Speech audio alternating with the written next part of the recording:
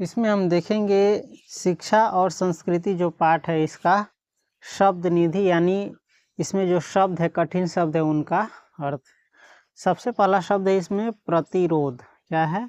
प्रतिरोध। प्रतिरोध का अर्थ होता है विरोध या संघर्ष। उसके बाद है उदात्त।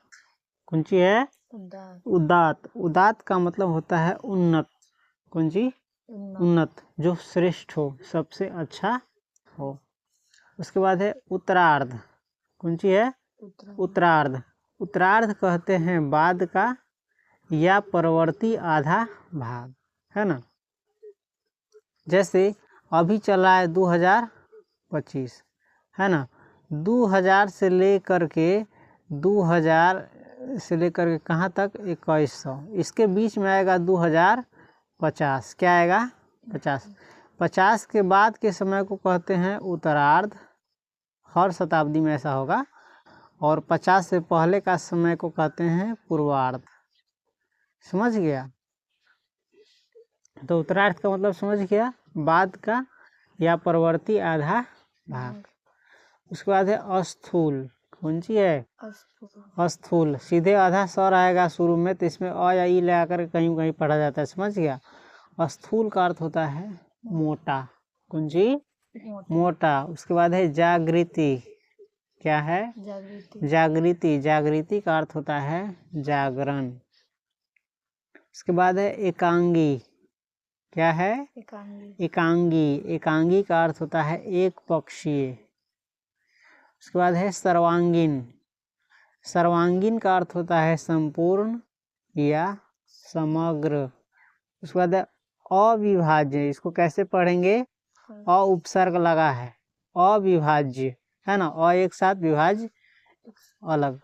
अविभाज्य का अर्थ होता है अविभक्त, जिसे अलग अलग न बांटा जा सके, उसे कहते हैं अविभक्त। उसके बाद है दस्तकारी। दस्तकारी का अर्थ होता है हस्त कौशल या हस्तशिल्प या हाथ की कारीगरी। हाथ से जो चीज़ बनाया जाता है उसे कहा जाता है दस्तकारी। समझ? उसके बाद है यांत्रिक। यांत्रिक का अर्थ होता है मशीनी या यंत्र पर आधारित।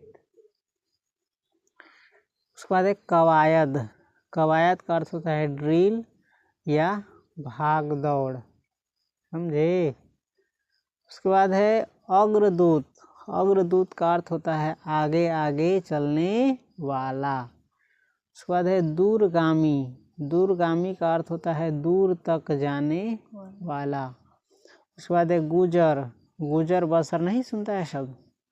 गुजर का अर्थ होता है निर्वाह या पालन। उसके बाद है रक्त रंजित। रक्त रंजित का अर्थ होता है खून से सना हुआ, है ना, खून खून हो, उसे कहते हैं रक्त रंजित।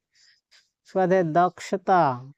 दक्षता का अर्थ होता है कौशल। किसी कार्य को अच्छे ढंग से करने आने की कुशलता को कौशल कहते। उसके बाद है आत्म उत्सर्ग। आत्म उत्सर्ग का अर्थ होता है खुद को न्योछावर करना या आत्म त्याग।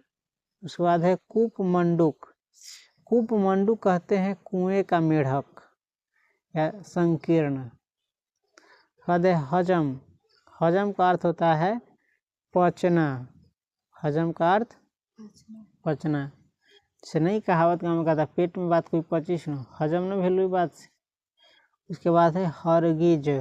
हरगिज का अर्थ होता है किसी भी हाल में। उसके बाद है अमल। अमल का अर्थ होता है व्यवहार यानी प्रयोग करके देखना। उसके बाद है हृदय अंकित। हृदय अंकित का अर्थ होता है हृदय में अंकित, हृदय में जो बात छप गई हो उसे कहते हैं हृदयांकित।